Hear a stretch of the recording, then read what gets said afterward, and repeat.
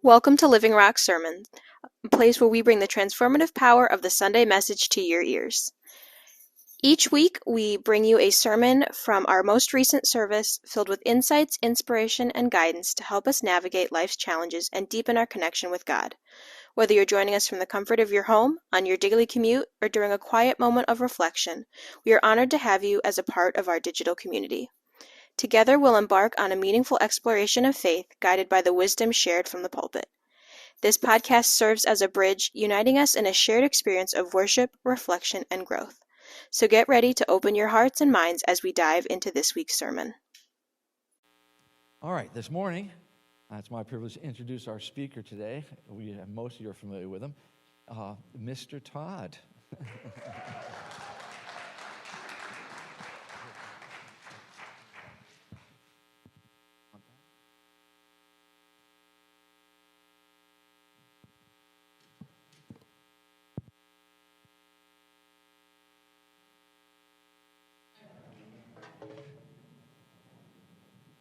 Am I on now? Okay. Surprise, I'm not pastor. This is a new program we're starting out at Living Rock Church called Bait and Switch. So for those of you that don't know me, as Nico said, I'm Todd Chittenden. I'm one of the elders here at the church with my wife. We've been attending for 30 years about. If you do know me, my name is still Todd Chittenden. My name doesn't change depending on whether you know me or not. So pastor, when he preaches, he gets up to 2-3 conclusions. I only have one conclusion today, but I do have a couple of preambles. So before we get into the message, I want to share a couple of preambles.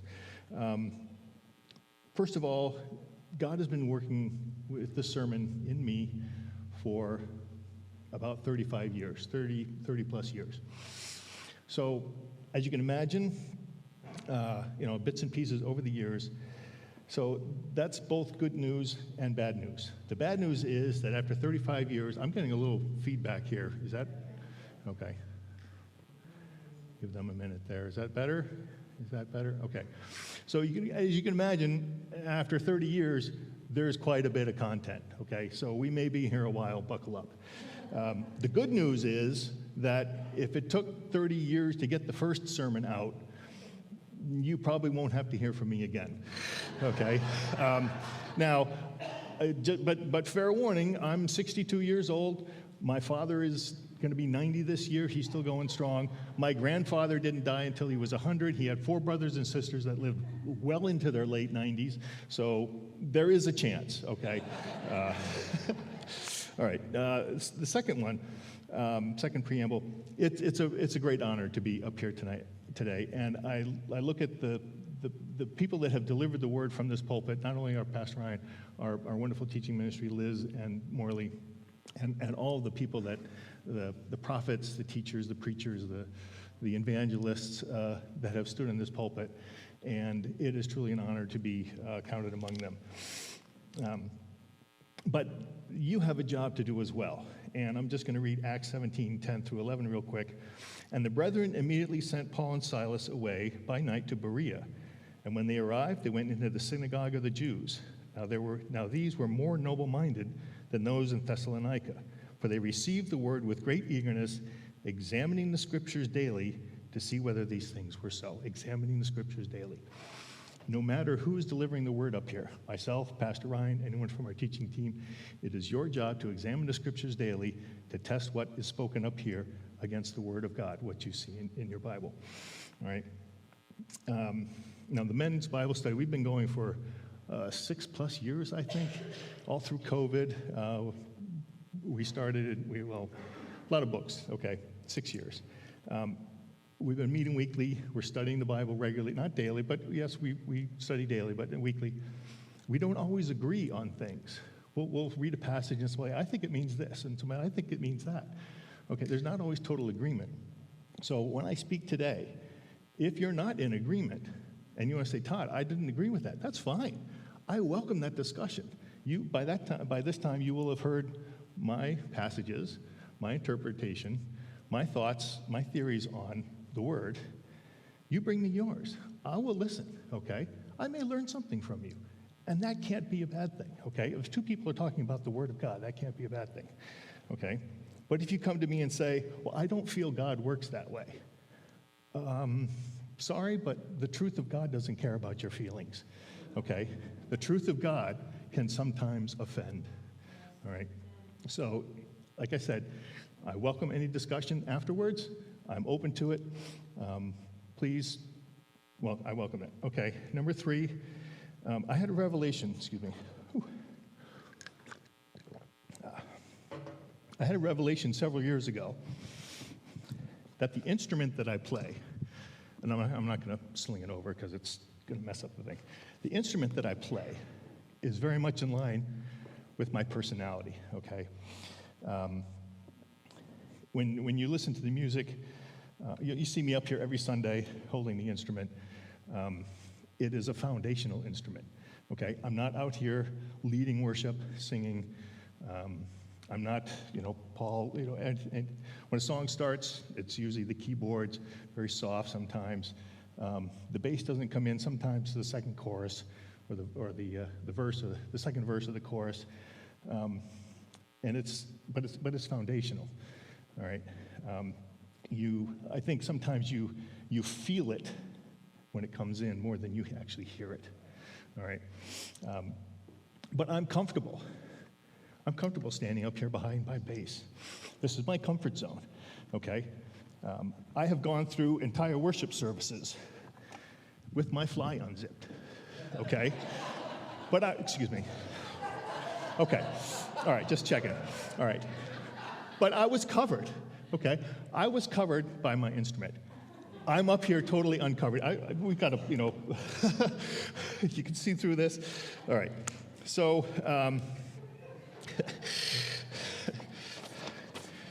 this is, I'm stepping out of my comfort zone here.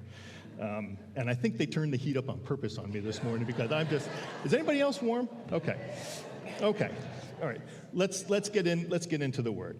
All right, the main passage, if you would put that up, please, Mark 10, 46 through 52. This is Jesus healing Bartimaeus, the blind man.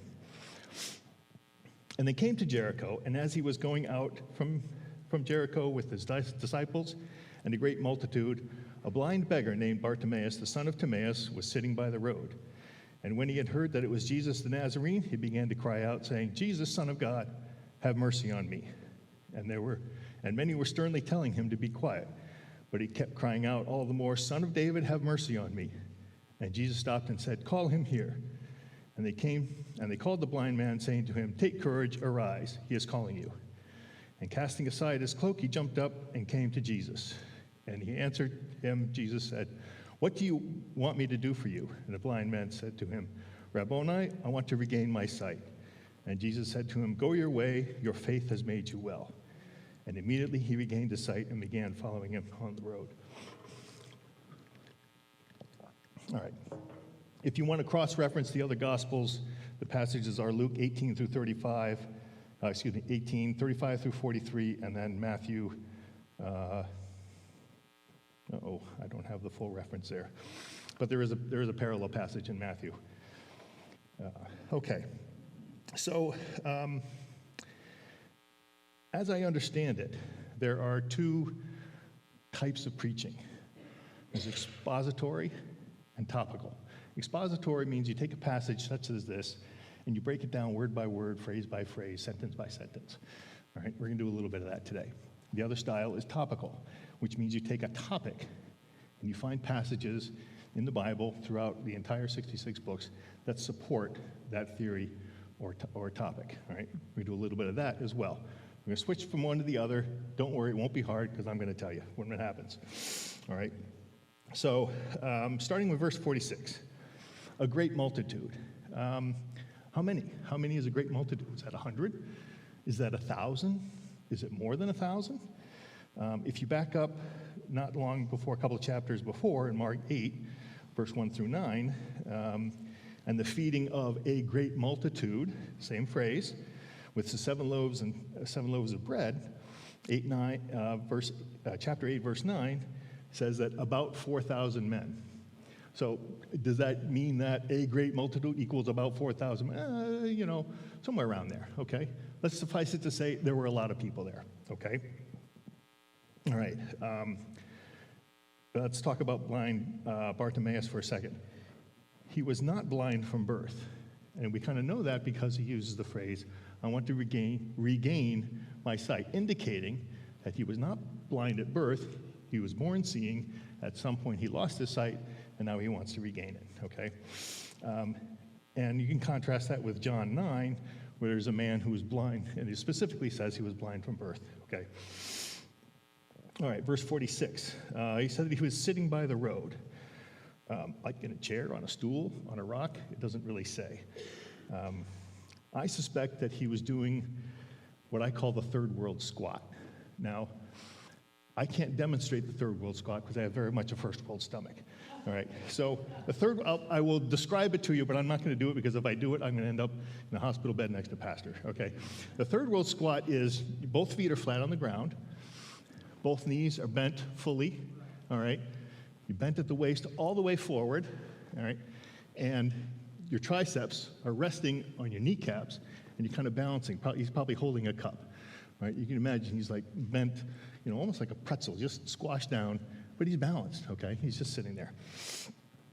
All right. Verse 47, the man cries out, the man cries out with the name of Jesus. Jesus, son of David, have mercy on me. All right. And they attempt to silence him, all right, but he cries out all the more. All right. People may try and silence you when you try and cry out to Jesus. All right. And it may even be what we consider the religious crowd that tries to do that. All right. Don't let anyone stop you from crying out to Jesus. Okay. Now, when Jesus heard his name, all right, the man cried out once. They tried to stop him. He cries out a second time, Jesus, son of David. And I think at that point, Jesus heard him, all right, because he used his name, not just the name Jesus, but the name son of David, okay? It's like the middle name. It's like when you were a kid and you're out playing out in the yard and your mom sees that you broke a vase or something. She calls you out, Todd, Edward. I'm like, uh-oh, I'm in trouble now. She used the middle name, okay? The blind man used the middle name of Jesus, one of the names of Jesus, not just Jesus, Jesus, son of David, okay? And I think that got Jesus' attention. Okay. All right, verse 49. Call him here. So here's a rhetorical question. We're going to have a couple of rhetorical questions here. Here's the first one. Why did Jesus not go to the blind man? Why did he tell the blind man to come to him? Here's a rhetorical question here. Who is better equipped to go from one person to the other? Jesus can part the crowd, go to the blind man, or he wants the blind man to navigate blindly through this crowd to him. All right, think about that for a minute. All right, Jesus could have healed him from across the crowd, however big the crowd was, a great multitude. He could have lobbed the blessing over the heads of the crowd, right into the blind man's arms, kind of like Patrick Mahomes tossing into the breadbasket of Travis Kelce in the corner of the end zone, toes on the ground, touchdown, Jesus, and all the disciples are doing the end zone dance. Okay? No. Okay? Tell him to come here. Okay? Why did Jesus do that? All right? We know that Jesus could have, because in Matthew 8, 5 through 13, a centurion with a paralytic servant asked Jesus to heal his servant, and Jesus says, I will go to your house. And the centurion says, you don't have to. I too am a man under authority. All right? And Jesus says, I have such faith I have not seen in all of Israel. Basically says, this guy gets it. Okay? He understands. And for that, I'm going to heal his servant right now. Okay? All right. So throwing his cloak aside, verse 50, we're going to come back to that one. Verse 51, what do you want me to do for you, the man says. Okay. What do you want me to do? Jesus says, what do you want me to do for you? Now, one of the disciples probably used, I'm going to date myself a little bit here. Remember Jack Benny, the comedian? Jack Benny had this classic move called the Jack Benny deadpan stare. And they're going something like this. Really? Really? And maybe it was Peter who tapped him on the shoulders and said, Jesus, he's blind. What do you think he wants? Okay. Why did Jesus make him state what he wants? All right. We'll come back to that at the end as well. All right. I love Bartimaeus' response here. All right. He just tells Jesus the result that he is looking for. I want to regain my sight. That's it. He doesn't tell him how it's supposed to be done. All right. We know that in other miracles, Jesus spits on the ground and makes mud with the dirt and rubs it in the eyes. The blind man, and he, I don't care how you do it. I just want to regain my sight. Okay.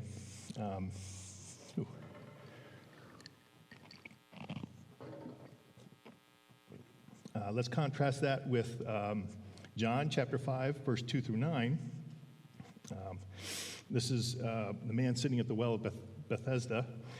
All right, verse 6 and 7. When Jesus saw him lying there, and knowing that he had already been there a long time in that condition, he said to him, "Do you wish to get well?" The sick man answered him, "Sir, I have no man to put me into the pool when the water is stirred up, but while I'm coming, another steps down before me." So this man here at the pool of Bethesda, he had a plan, all right? He knew what the steps were for him to get healed. That was that someone would take him down into the water, all right? Not so the blind man, all right? So I got to tell you this quick story. Jeff and Kelly's son, Jeremy. I love Jeremy. He and my son, or his son David, are the same age. They danced in a Hava for a while, and it was at a dress rehearsal or tech rehearsal for a Hava. I showed up at the high school with my bucket of tools because I was working tech crew. And Jeremy comes to me and says, "Mr. Chittenden, do you have a cigarette lighter?" Jeremy, you know I don't smoke. What makes you think I would have a cigarette lighter? What's more, I know you don't smoke. Why do you need a cigarette lighter? And he says, "I need to heat up the end of this metal hanger." Jeremy, why do you need to heat up the end of this metal hanger? He says, "I need to melt a hole through my plastic centurion mask so that I can tie an elastic strap to it so it doesn't fall off while I'm dancing." Okay. Now we're getting somewhere. I have a phrase that I use at work a lot with clients, potential clients. What's the problem you're trying to solve? All right. Jeremy, what's the problem you're trying to solve? Okay. I told him, Jeremy, I have a drill and drill bits. Will that work? Oh, yes, that'd be great. Okay. Jeremy had a plan in place. No offense to Jeremy. I love Jeremy. He's great. Okay. But Jeremy had a plan in place of how he was going to solve this problem. And he needed my help at step one. Okay. That's like the man at the pool of Bethesda, right? He had a plan in place. He needed help with step one. Not so the blind man. Blind man said, I don't care how you do it. I just want to regain my sight, okay? All right. So we're going to switch to topical discussion now. And for this, I want to back up to verse 50, which we skipped over on purpose, all right? And the phrase there, throwing his cloak aside. 4 simple words, throwing his cloak aside. And to understand that, we're going to go to Deuteronomy 24, 10 through 13. All right, and then I'll read that. When you make your neighbor a loan of any sort, you shall not enter his house to take his pledge. The pledge being like the collateral. All right, you shall remain outside, and the man to whom you make the loan shall bring the pledge out to you. And if he is a poor man, you shall not sleep with his pledge. When the sun goes down, you shall surely return the pledge to him, that he may sleep in his cloak and bless you, and it will be righteous for you before the Lord your God. All right. The NIV has a slightly different translation for verse 13. It says, "Return their cloak by sunset, so that your neighbor may sleep in it." Okay? Now think about that and the blind man. The blind man has this cloak, all right? And it is all he has to sleep in, all right? But what does he do with it? it's not really about what he has, it's about what he does with it. He casts it aside, all right? He doesn't need this anymore, all right? And that brings up a key concept that we're going to talk about for the next however long it takes, okay?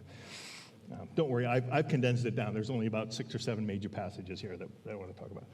The concept, and I'm going to state this several times over the next, until the end here. Changing of your clothes coincides with a change in your status or disposition. Let me say that again. Changing of your clothes, in the scriptures now, coincides with a change in your status or disposition. Okay, so let's start at the beginning. Genesis 3:21. And the Lord God made garments of skin for Adam and his wife and clothed them. All right? Now, previously, now this is, obviously we're going to level, we know this story. They've sinned, they've eaten of the forbidden fruit, they've recognized that they were naked to try and sew for themselves fig leaves. The fig leaves don't cut it. God says, Adam, where are you? Adam says, I thought that I was naked, so that I hid. So God creates the garments, all right, and covers them, all right? And there's a couple of key things here. God created the garments. God made the garments. He made the garments by shedding blood of an animal, all right? And he changed their clothes. And by changing their clothes, he changed their status from sinful to redeemed, all right? Hebrew 9:22 says, without the shedding of blood, there can be no forgiveness of sin, all right? That ties in directly here, all right? Genesis 27:15 through 23. This is Isaac now. This is the son of Abraham. Isaac has 2 sons, Jacob and Esau. Esau is the firstborn. He's rightfully entitled to the blessing of his father Isaac. But Jacob, the literal translation of the name Jacob is dirty, sneaky thief. Okay? Jacob is going to steal that blessing from him. And Jacob goes into his father Isaac when he's about to receive the blessing, and he's covered by Esau's garments and skins of goats to cover the smoothness of his hands and his neck. This is at the urging of his mother, Rebekah. All right. So, and he does that and he steals the blessing. All right. He's got a different garment. He's changed his status. He's changed his disposition. All right. Now, there's a disclaimer here. It's not always a good thing when you change your clothes. All right. Sometimes it's for the better. Sometimes it's for the worse. Jacob did it surreptitiously. Right? The end result was in God's plan, but it was kind of a sneaky thing to do. We're going to go to the life of Joseph now, the next generation. Joseph has no less than 4, count them, 4 true changes, all right? So we're going to level set. Genesis 37:3, Israel gives his son Joseph a multicolored coat. Joseph, as you know, is the first son of his favorite wife, Rachel, all right? There's been 10 brothers born to Leah and Zilpah and who's the other one? The other 2 maids. 10 sons born before him, and he is the firstborn of Rachel, all right? And he gives them this multicolored coat, all right? So Genesis 37:23. So to set the scene here, the 11 brothers are out tending the sheep, and Joseph, because he's the favorite son, he gets to stay home, all right? And I think we all know what happens. Genesis 37:23. So it came about when Joseph reached his brothers that they stripped Joseph of his tunic, the varicolored tunic that was on him, and they took him and threw him in the pit, all right? He lost his garment. He lost his covering, all right? And by that change, there was a change in his status or his disposition. He went from the favored son to, the scripture's going to tell us, he was sold to the Midianites and ends up a slave in Egypt. All right. Number 2 for Joseph. As a slave, he ends up in Potiphar's household. Potiphar was the captain of the guard. He's like the secret service for Pharaoh, all right, the main guy. Genesis 39:12. And Potiphar's wife takes a little liking to him, all right? Joseph is resisting her. He says to her, how can I do this and sin against God? I think it's an interesting phrase, not sin against you, not sin against your husband, Potiphar, but sin against God. Joseph he had an understanding of what was going on or what she was trying to do. All right, Genesis 39:12, and she caught him by his garment, saying, lie with me. And he left his garment in her hand and fled and went outside. And we know what happens. He left his garment behind. He flees. He gets captured. She tells a lie. She falsely accuses him of something that he did not do. He was just trying to get away. He ends up in prison. Again, changing of your clothes is a change of your status of disposition. All right, the next two, they're kind of like, I would call it 3A and 3B. Now, Joseph is in prison, and we know the story. We got the cupbearer and the baker both have dreams. Joseph interprets those dreams for them. They both come true. The cupbearer is restored to his position, bearing the cup for the king. The baker, however, is hung on a pole, and the birds peck at the basket on his head. All right. And it's not for a couple of years now that Pharaoh has his own dream. And the cupbearer says to him, hey, there's this guy Joseph in the prison. You ought to get him. All right. So Genesis 41:14, then Pharaoh sent and called for Joseph, and they hurriedly brought him out of the dungeon. And when he had shaved himself and changed his clothes, he came to Pharaoh. All right. So before, Joseph is in prison rags. You can imagine a couple of years in prison. He can't, take his clothes to the prison laundry and have the guys, no. Nobody's bringing him fresh clothes. The clothes that he had on when he fled from Potiphar's house is probably the same clothes he's got on now a couple of years later. All right, so he's not looking good. All right, but what do? They clean him up. They change his clothes. Now, the clothes that he put on, it doesn't say it specifically, but I'm kind of assuming that they were not ratty, because you don't want to send a rattly clothed person into the presence of Pharaoh, the king of Egypt. But they also weren't too flashy. It was probably very plain, all right? Clean, but plain, all right? Nothing flashy, all right? That was the first change. That was the first change of his status or disposition, right? The second one, not too long after that, and after interpreting Pharaoh's dream, Joseph was made second in command of Egypt. This is Genesis 41:42.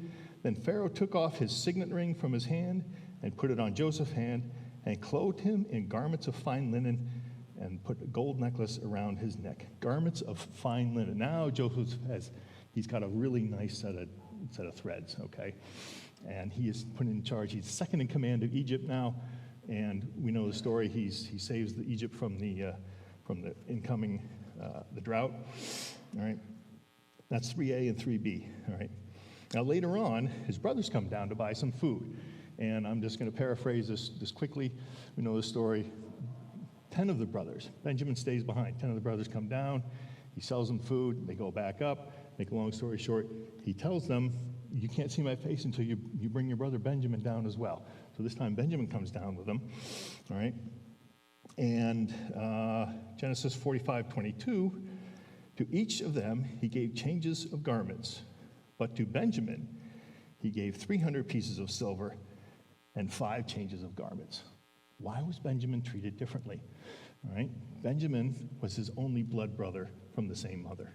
All right. And I think in the whole time that those 10 brothers were with him in Egypt, he's thinking about his brother Benjamin. Did they do to him what they did to me? All right. Was my favoritism from my father transferred onto Benjamin, and then they did something nefarious to him as well. He was concerned about his brother Benjamin, and that manifests itself here when he gives him 5 changes of garments, okay? Benjamin had a certain status in Joseph's mind, and he displayed that by giving him more changes of garments than his brothers. Okay. Whew. We're getting there. We're about halfway through, okay? I promise this is the highlight. Now, so moving on, Elijah and Elisha, all right? Now this is the story is when Elisha is taken up into heaven. He doesn't die, he's taken up into heaven. 2 Kings chapter 2, verse 9. It's kind of long, but I'm going to read it. Now it came about when they had crossed over the Jordan that Elijah said to Elisha, ask what I shall do for you before I am taken from you. And Elisha said, please let a double portion of your spirit be upon me. And he said, you have asked a hard thing. Nevertheless, if you see me when I am taken from you, it shall be for you. But if not, it shall not be so. Then it came about, as they were going along and talking, that behold, there appeared a chariot of fire and horses of fire, which separated the two of them. And Elijah went up by a whirlwind to heaven. And Elisha saw it and cried out, my father, the chariots of Israel and its horsemen. And he saw him no more. Then he took hold of his own clothes and tore them in two pieces. And he took up the mantle of Elijah that fell from him and returned and stood by the bank of the Jordan. Okay? He took up Elijah's mantle. He took up Elijah's mantle. Before this, Elisha was just a servant. He was servant to a great prophet, but a servant nonetheless. Okay? He just did whatever Elijah told him to do. Elijah is gone now. He's left behind him a mantle, which is like a cloak. All right? Elisha takes that up, and he becomes a great prophet in his own right. All right? As an aside note, the double portion here, I don't think is meaning that he's going to be twice as good as Elijah. It's indicative of the double portion that was bestowed upon the eldest son. In the cases of family inheritance, you had a couple of brothers, you had to divide your inheritance. The eldest son got a double portion besides anybody else. Basically, Elisha said, I want to be like the first one, your first choice for the spirit of your spirit. Okay. But you understand the significance of changing his clothes, picking up Elisha's mantle, changing of his status and disposition. All right. King David had an illegitimate son with Bathsheba. Well, it wasn't really illegitimate at the time because they had married, but you know the story with Uriah the Hittite. And it's interesting, anytime that this is mentioned after the fact, it's always talked about the David and this thing with Uriah. It's not David and the thing with Bathsheba, it's David with this and this thing with Uriah. I think God saw the deception with Uriah having him killed much more so than he saw the sin with Bathsheba. Not that it's good, it's still bad. All right. Now, so their first child is born, and Samuel the prophet has told David that the child would die. This is 2 Samuel 12:14. And David fasts and prays for a week for his child to be spared. All right. Then he finds out that his prayer is not answered, and the child has died. Now, 2 Samuel 12:14, David he's in sackcloth and ashes. He is face down on the ground. His attendants and his servants are trying to lift him up, and he will have none of it. He stays that way for a week. He's pleading with God, probably not far. Probably much like the prayer that Jesus prayed, Father, this cup pass from me, not as your will, not as my will, but as your will be done. That's probably something that David is praying here. 2 Samuel 12:20, he finds out that the child has died, and this is what it says. So David arose from the ground, washed and anointed himself, and changed his clothes. And he came into the house of the Lord and worshipped, and he came to his own house, and when he requested, they set food before him, and he ate.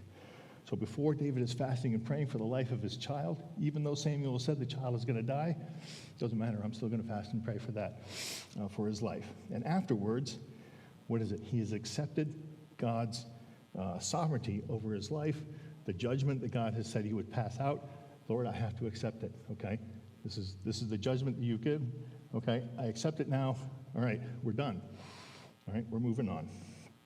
All right, Isaiah 61:10. There's no real story around it, but I had to put this one in here anyway. I will rejoice greatly in the Lord. My soul will exult in my God, for he has clothed me with garments of salvation. He has wrapped me with the robes of righteousness. As a bridegroom decks himself with a garland, and as a bride adorns herself with jewels. Okay, isn't that lovely? All right, Isaiah 61. Robes of righteousness. All right. So that's it for the Old Testament. Got a couple of key passages in the New Testament, and it's audience participation time. Okay. So in the New Testament, there's a key figure that stands out when we're talking about changing of clothes, and changing of disposition, and everyone said, "That's right, Lazarus." Okay. Thanks for playing. Consolation prize at the back door. No, we'll get to Jesus. Trust me. You can't talk about a subject like this and not include Jesus. We'll get to Jesus. But first, we're going to stop at Lazarus, okay? John 11:44, he, Lazarus, who had died, came forth, bound hand and foot with wrappings, and his face was wrapped around him with a cloth. Jesus said to them, unbind him and let him go. All right. Another rhetorical question. What was it that unbound Lazarus? It was the word of God. Unbind him and let him go. Now, I think the unbinding here is twofold. It's not just the physical side, unbind him, remove the wrappings that are around him, but it's the spiritual side. It's the hold that death has on Lazarus. Death, unbind him and let him go. All right? Lazarus changed his clothes by having his earthly grave clothes removed and changing in his status or disposition. He's now alive again. All right. Mark 5, 1 through 15. This is to set the stage. This is the demon-possessed man, possessed by many. He uses the phrase, I am legion, for we are many, when Jesus asks him his name. All right, and he's terrorizing the town. All right, they try and bind him with chains. He breaks the chains. He's running around, even though it doesn't specifically say it. I think that he's naked because of what happens in 5:15, Mark 5:15. And they came to Jesus and observed the man who had been demon-possessed sitting down, clothed and in his right mind, the very man who had the legion, and they became frightened. All right. Now, like I said, it doesn't explicitly state that he was naked before or in state of undress, but why would the author put the word clothed and in his right mind if he was not naked before? It's like, okay, well, I was playing in the worship band, and then I got up and I preached fully clothed. Hang on a second. Okay. You understand the inference there, okay? We can infer that he probably wasn't clothed before. He is clothed now. He is in his right mind. Change of his clothes changes his status or disposition, all right? Next one, Jesus washes the disciples' feet, John 13:4. He, Jesus, rose from supper, laid aside his garments, and taking a towel, he girded himself about. When he had poured water into a basin and began to wash the disciples' feet and to wipe them with a towel with which he was girded. All right, the key phrase there, he changed his garments. When he changed his garments, he went from the rabbi, the teacher, the preacher, the healer, to a servant.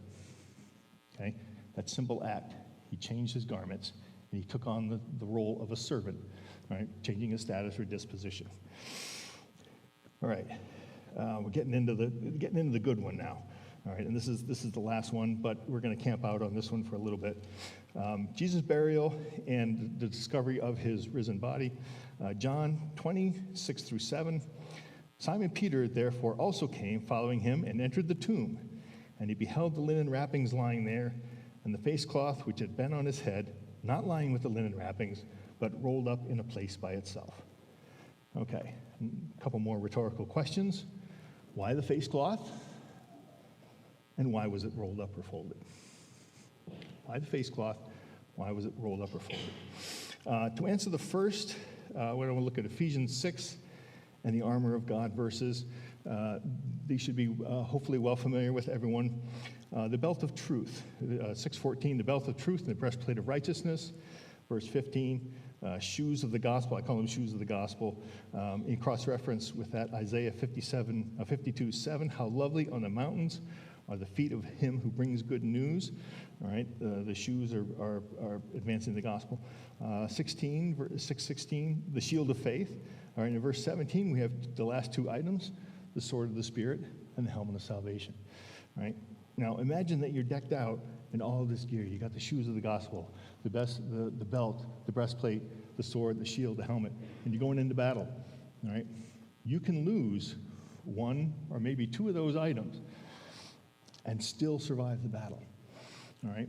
But if you lose that helmet, you're not going to last long, all right? The helmet is what protects your head, all right? Why is the head so important? And there's a lot of scriptures to support that. The key one, I think, being in Genesis 3, where God judges the serpent and says, on your belly shall you go, you can eat dust of the earth. They're going to put enmity between the woman's seed and you will crush his heels. You will bruise his heels, but he will crush your head. All right? It's totally victory when you crush someone's head. All right? So the head has to be protected, the head of salvation, the helmet of salvation. All right? The heels in this case, I believe, talk about the heels of the hand and heels of the feet with Jesus on the cross. All right? Satan obviously bruised those, but obviously Jesus overcame. All right. So why was the face cloth rolled up? And when I came to this revelation, it was like, it just blew my mind. All right. Now I can see Jesus rising from the dead, and the angel tapping on the shoulder, saying, "Okay, your work is done.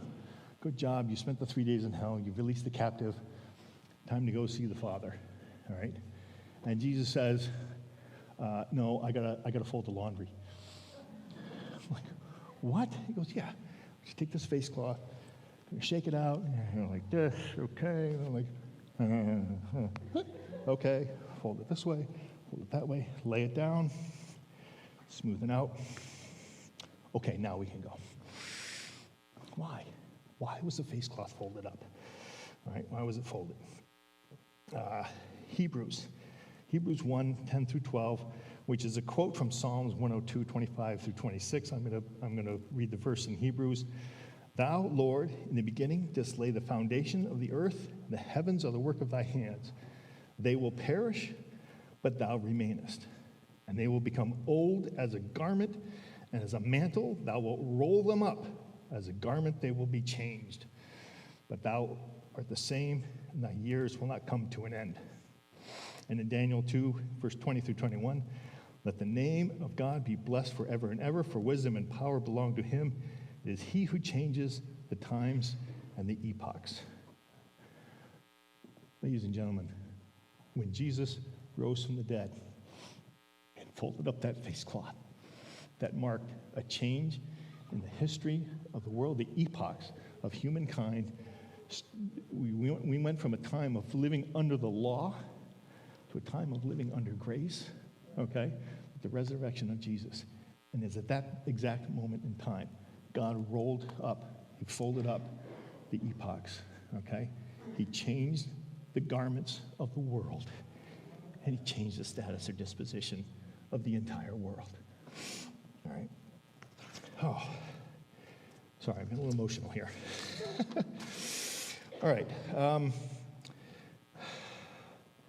Yeah, I said all that. Okay, great.